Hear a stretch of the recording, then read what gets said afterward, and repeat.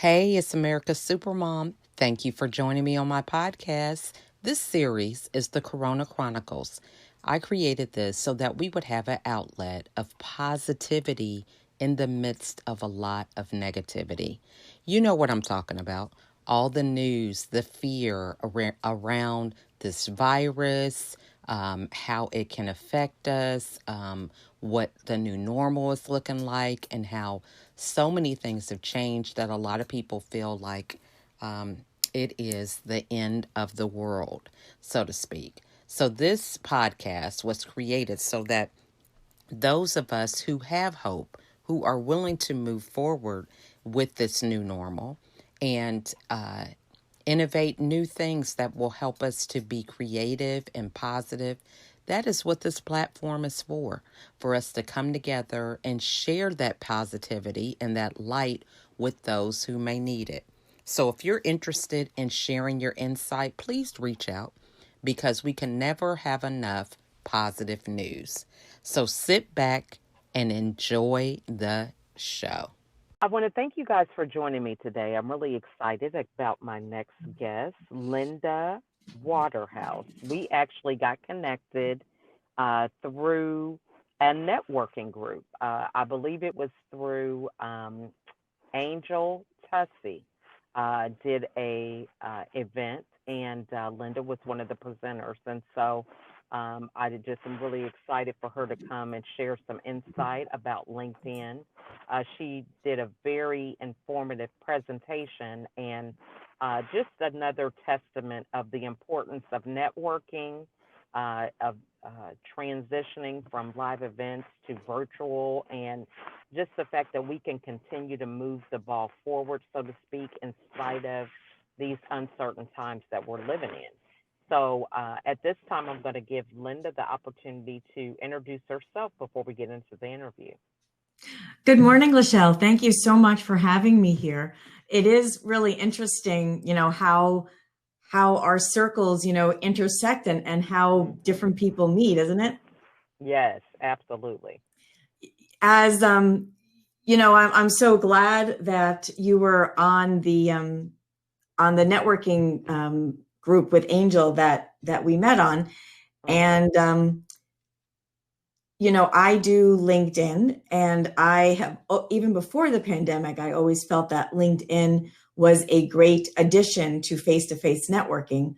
But even now, it's even more important because many of us don't feel comfortable going out in groups, that often. Yesterday was the first time. It was really kind of interesting that there was a networking event here in New Jersey that I went to, that I was very excited because there was a group of women. We've started a new kind of networking group here since the pandemic started, and I've always Zoomed with them, but this was the first time that I was meeting them face to face, so it was really exciting. And I think we need to do a little bit of both, online and offline. Absolutely. So how did it go? Everybody, I'm sure, was a little, you're excited but trepidatious at the same time. Yes. And before I went, I gave myself permission to leave if I didn't feel that people were being safe. But I was glad to see that almost everybody was wearing their mask, and we were staying, not on top of each other, which was really good. And when we had to take off our masks to eat, then people did move further apart. So I was glad to see the level of awareness that at least the people at that event had. That is awesome. Now, so was it outdoor seating, or what type of arrangements? Because for some people listening, they haven't experienced that. So they may be thinking, okay, we need to do some of that. What was it set up like? It was all outside. There was really no seating, like many networking events. It's mostly standing and mingling, which was great. It was the purpose of the event was to celebrate a grand opening of an active adult community. So there was a chance to do a tour, but people again wore masks, and we kind of kept our distance as we could.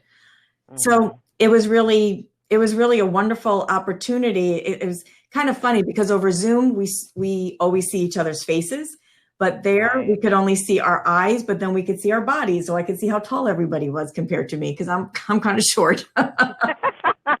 You don't really get that sense when you're just sitting on Zoom, you know? Isn't that the truth? Because I'm only 5 foot, so I definitely know the feeling of people being a lot taller than I imagine them being. You know, when we're on video, it's like, oh, we're all the same size. You Yeah. know. Well, I tower over you at 5'2", so. Yes. Okay. So now, so for many of us who are listening, you know, tell us some things about LinkedIn that, you've got a lot with these social media platforms, and everybody is saying Facebook is the one, and others are saying Instagram, Twitter, all these different platforms. So what is it that makes LinkedIn so unique? Well, I think that it depends what everybody's goal is. What I like about LinkedIn is that it's the only social platform that's geared towards business. So we see a lot less of what I call the nonsense that we see on other platforms like Facebook and Instagram. Everybody is not, kind of posting pictures of their perfect life like the way they do on Instagram. And people are generally there's a less of a tendency to go off on rants on LinkedIn. So although I understand that a lot of people think it's kind of boring, I really like it because I can focus on business. When I want to relax and be with friends, then I will go on the other platforms. But during the majority of the day, especially because I am a business to business person, that I find LinkedIn to be very useful. Now, what I have found when I started focusing on LinkedIn, I was very surprised to see that LinkedIn is very searchable by search engines like Google. For example, if we were to search our names and on Google, the majority of the time, people's LinkedIn profiles come up on the first page of the search results. And in fact, quite often, their LinkedIn profile comes up even above their website.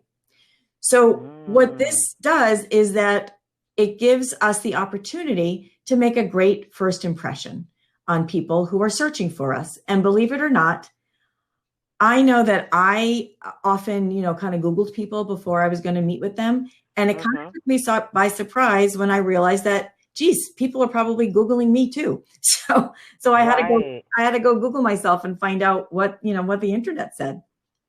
That's awesome. Now, so let us know some of those tips in terms of if we are coming up, above our websites and things like that. What are some key things that we should have in our profile so that it is impactful, making a good impression? Well, the first thing is that many of us, when we started on LinkedIn, it was mostly used for job search at the time, so it's perfectly understandable. But LinkedIn is great to put your resume up when you're looking for a job. But once you have a job, you no longer want it to be a resume. You want it to be a resource that really is more client facing.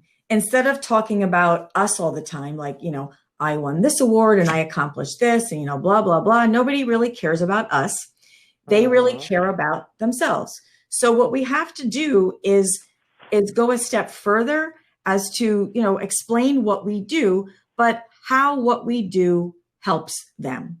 So for example, it's very helpful that we talk about who we help and to be quite specific about it, how we help them and what kind of results people can get.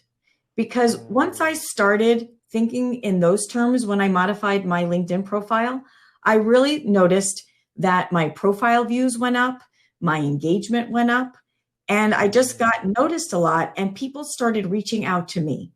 People started, asking me if I would be on their podcasts, if they could interview me on a local TV station, or if I could, submit a blog to them, or even if they could talk to me about the services that I provided, which is really great, as opposed to, me trying to, reach out to others all the time. It's really nice when you're what I call when your profile becomes a client magnet, so that people, when they look at it, they know that, oh, she helps somebody like me, and she helps a problem that I have that need to be solved. That is so awesome. So now, so what is the best way for us to convey that message? Is it actually through the posts that we do? Is it through the featured items that we put in our profile? What's the best way to kind of get that engagement going? Well, I look at what I call the 3 pillars of LinkedIn. And the first pillar is updating our profile. Again, many people I talk to, they say, oh, I don't really want to go on LinkedIn. I'm embarrassed by my profile. And really, I always say there is no LinkedIn shame. We start from where we are and we move forward. The most important thing to do is to update it so that it shows the things that we've been doing recently, and LinkedIn is its own kind of search engine. So we want to make sure that we think about the types of keywords that people would be searching for if they were looking for somebody who did what we do, and to make sure that those words appear on our profile. And I teach people where the top places are to put those keywords. And one of the top places is in our headline. Now, the headline are the 120, and now it's up to 200 characters that happen underneath our name. So for yours, I'm looking at it, says America's Supermom uses her voice to empower women to create a lifestyle of their dreams. So right away, you're very clear that you work with women. And, perhaps you are some kind of a life coach that you help women, figure out how to live their best life. So if that is the type of thing that I am interested in, then I would be very interested in clicking on your profile and learning more about you.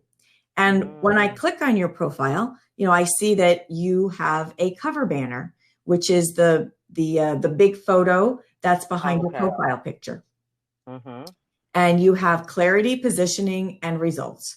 So that gives me a little more of an idea. You are actually one of the minority that realize that there is a cover photo on LinkedIn. And that's a huge piece of real estate that many people are missing. If their profile, if their cover banner kind of looks like a galaxy that has a blue background with these white dots and lines, that's the default. So they're not taking advantage of kind of bringing people in to let them know what they do.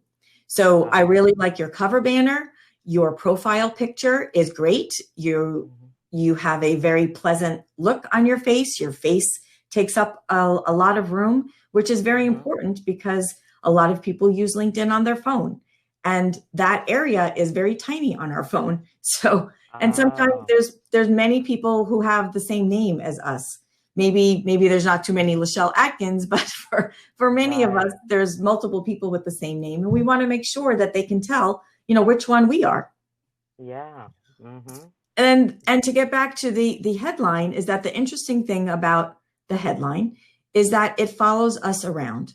Whenever we engage, when we comment on other people's posts, our headline follows us. So other people who are looking at that post and commenting can see not only our name and our profile picture, but our headline, which becomes like a little mini billboard, so that we get more exposure. That's good. So our profile is the first pillar. The second pillar that LinkedIn does is it allows us to stay top of mind and be in front of the kinds of people that we want to. Anytime that we post something, anytime that we engage, and by engage, I mean by liking, sharing, commenting on other people's posts, we appear in not only our network, but like if I comment on one of your posts, then I would appear in your network. So that would spread my name, even longer. So that is a great way to stay top of mind, which is very important now that we're not meeting people face to face as much. And then the third way that LinkedIn can really help us is for people who want to take a step further. And LinkedIn has very powerful filtering features where when we identify the type of people that we want to meet, even the free version of LinkedIn allows us to filter people into like maybe job titles and geography so that we can connect with the types of people that we want to meet. And then we can, once we're connected with them, first degree connection, we can message them for free once we're first degree connections. And that's how we can start conversations and building relationships. That's good. Now, so when you talk about the profile for being like the mini billboard, what are some key ways that people should have that headline? You know, is it, you know, just if somebody is saying, I want to redo mine, I want to make sure that it is capturing the right thing for this little mini billboard. So what's a formula that they could follow to do that? Well, the formula, and I want to repeat that LinkedIn recently increased the number of characters on our headline from 120 to around 200. So we have a little bit more space.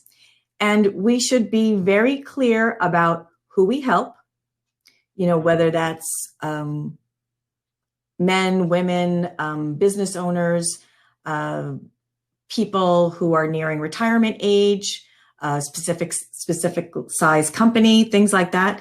The more specific we get, the more people will recognize themselves. Like I even would encourage you to specify what kind of women that you want to, because the thing is that consciously or unconsciously, we speak to different types of people in different ways, and we use different language. Like we would speak to our daughters, who my daughters are in their 20s. I speak to them differently than I do to my mother, who's in her 70s. And so even if we can help everybody, we need to speak to one type of person at a time. So we need to specify in our headline who we help and to be pretty specific about that, how we help them, such as I help people learn how to leverage LinkedIn, and what the results are. The people who work with me get more leads, get more clients, grow their business, that type of thing. You know, you have create a lifestyle of their dreams. So that's the result that women who work with you get. Yeah, that's good. So I think those are key things because, you know, sometimes you can't see the forest for the trees, right? You can't see the frame because you're in the picture. So I think, you know, some of these things, like you said, people haven't done LinkedIn sometimes, or it's been a while since they've updated. So these are key things for them to include. So this is great. Now, so for somebody who is new to LinkedIn, you know, it sounds like, you know, for them to build a presence, it would take a lot of time. So what is an average amount of time they should spend on LinkedIn, or a formula for the number of posts, or what they should be doing when they're on it? Well, what I believe is that small, consistent changes lead to big, lasting results. Okay. So it can be very intimidating to think, oh my gosh, I have to spend, you know, 4 hours working on my LinkedIn profile. And that can be like a mental block, so that I say, I don't have 4 hours, so I'm not going to do anything. So what I really encourage people to do is just to do it in small chunks. You know, maybe one day work on the cover photo, another day make sure that your profile picture is good, another day work on your headline, and then just go down through the different pieces. There's the about section, which that can take the longest because that's a kind of a big chunk of text. But, you know, that again can be done in stages. I see that you are using the new features that LinkedIn allows us. You have the, I see you have the audio capability of having an audio clip of your name. It looks like you've done that. Many people don't have that yet, and they need to look at their LinkedIn profile on their mobile phone to be able to set that. And you also have the featured section. This is fairly new. And if people don't have it yet, they can look on their profile in the and they can add it up at the top of their profile. There's a little button that says add to profile, and they can click on that. And what the features section does is allows us to put different kinds of media. And by that, I mean either video or audio or, some kind of a download, a cheat sheet, an ebook, something like that, that we want people to be able to access right away. Something that we feel presents us in our best light and gives people a great idea of who we are. And I noticed that you look like you are very good at posting things on your featured section so that right away I can find out more about Lachelle. And it looks like you have a YouTube video and probably parts of your podcast, different of your podcasts and things like that. Mm-hmm. Awesome. So that's good. Yeah. So, I tell you, these platforms, it's hard to keep up with them sometimes. So, because everyone has different algorithms. So let's talk about, creating our presence on LinkedIn. What type of posts maybe we should be doing, like to get engagement or, just to kind of get started for somebody who may be new to the LinkedIn space or not really active like they want to be. Mm-hmm. Yeah, I mean, the first thing to do is to at least get the first part of your profile up to date. Okay. And really think about the types of words that you feel like your clients would use if they were looking for somebody like you. Mm-hmm. So, like you have lifestyle, if somebody's trying to change their lifestyle, or if they're looking for a life coach, or, for me, if they're doing lead generation, then I want to make sure that those words are somewhere in my profile. Okay. Then what a lot of people, after I haven't done my profile in so long, I'm embarrassed by it. The second most common thing that people say to me is, I don't know what to say on LinkedIn, and I'm a private person and I don't want to share that much.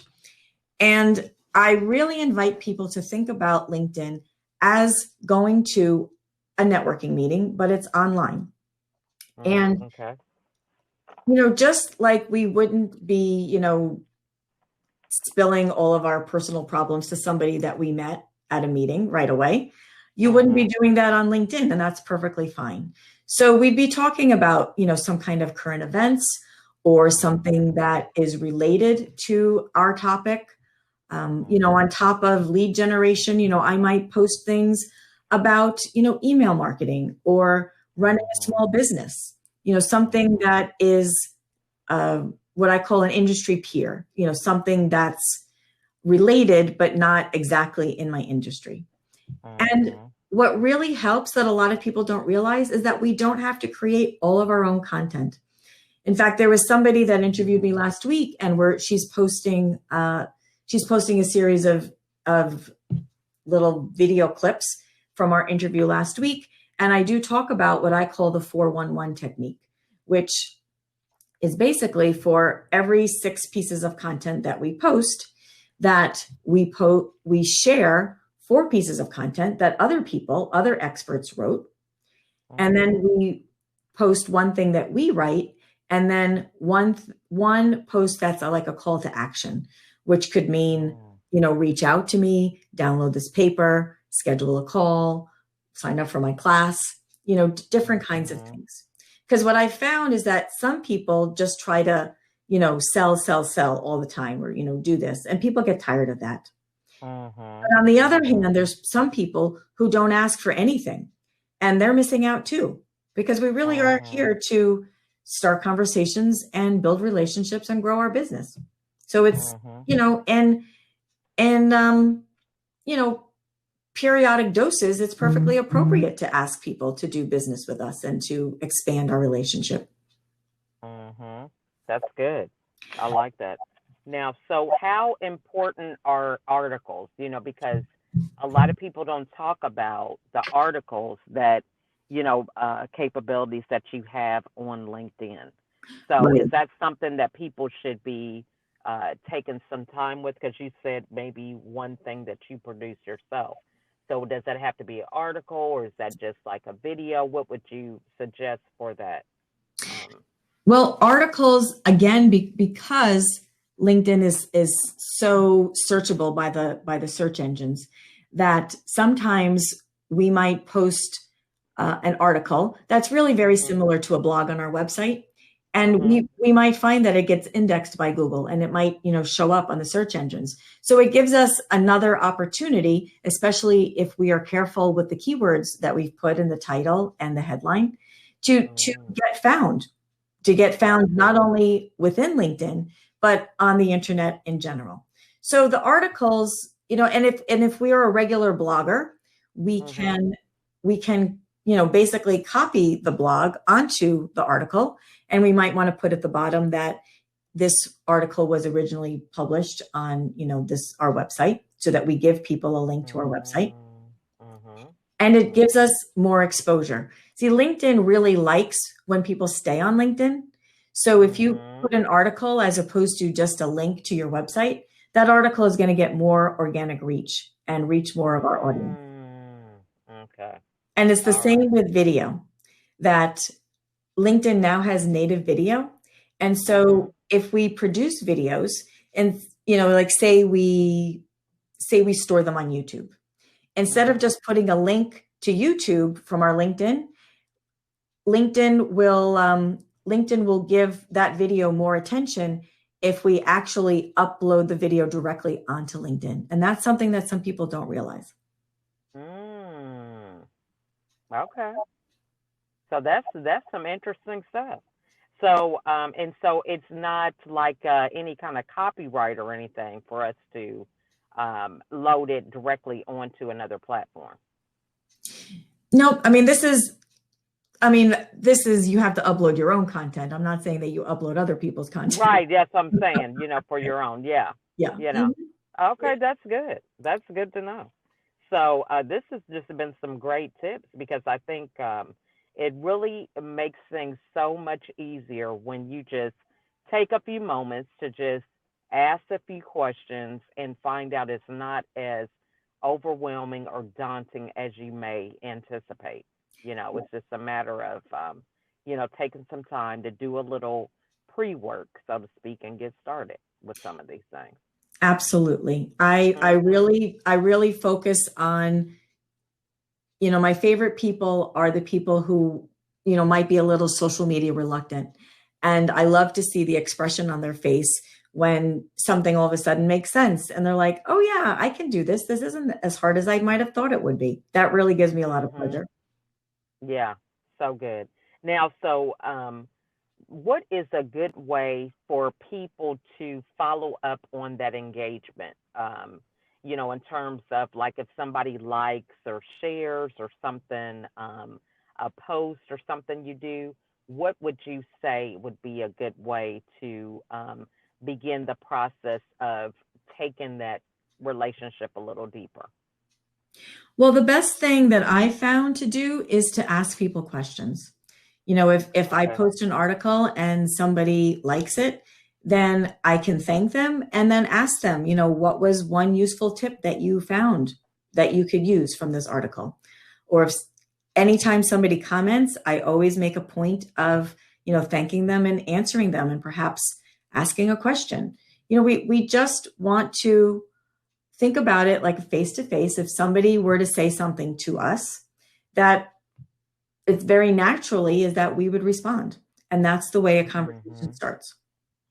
That's awesome. And and that's a good tip, because I'll tell you, a lot of times you hear so much noise about being on this platform, that platform.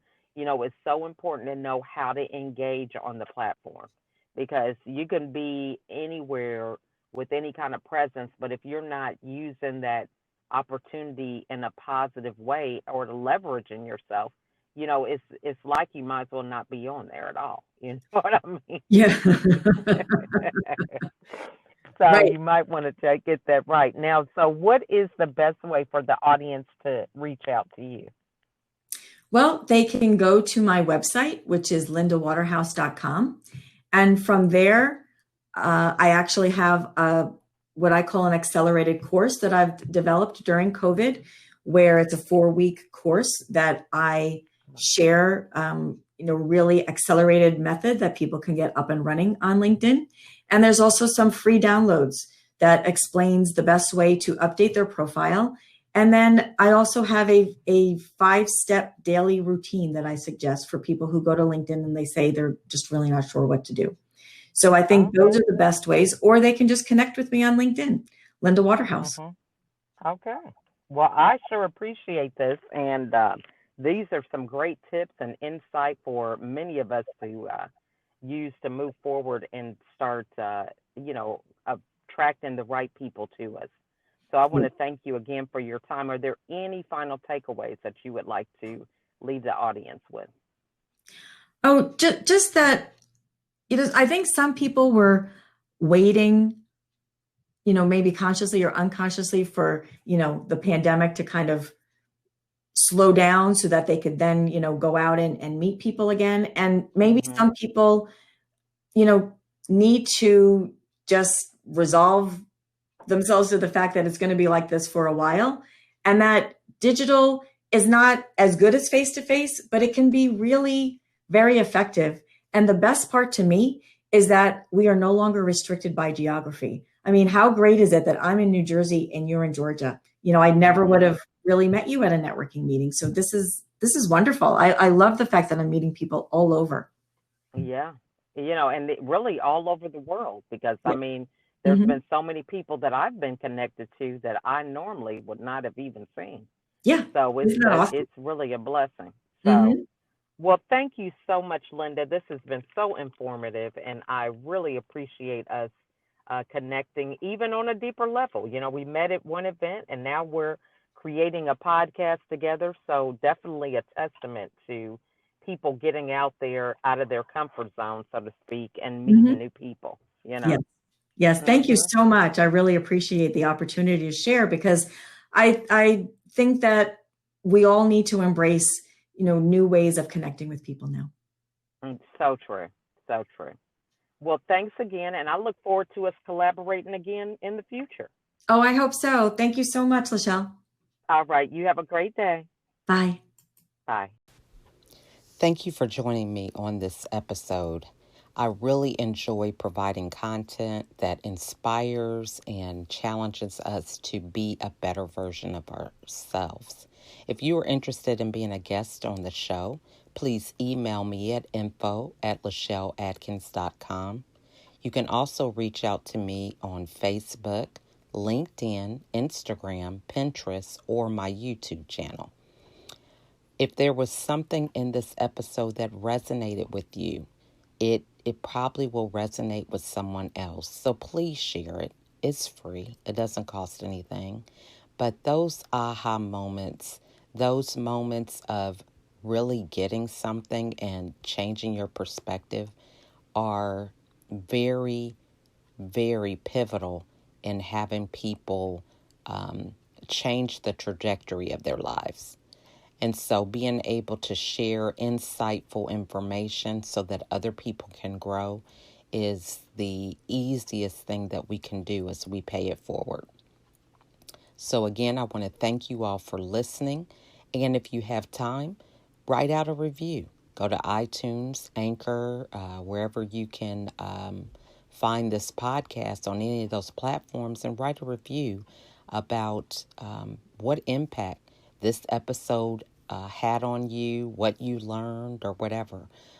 Any feedback is great, because it just helps me to understand what content is really beneficial for those that are listening. So again, I want to thank you all for your support and taking the time to spend some time with me and my guests. And I wish you a wonderful day. Thanks for listening.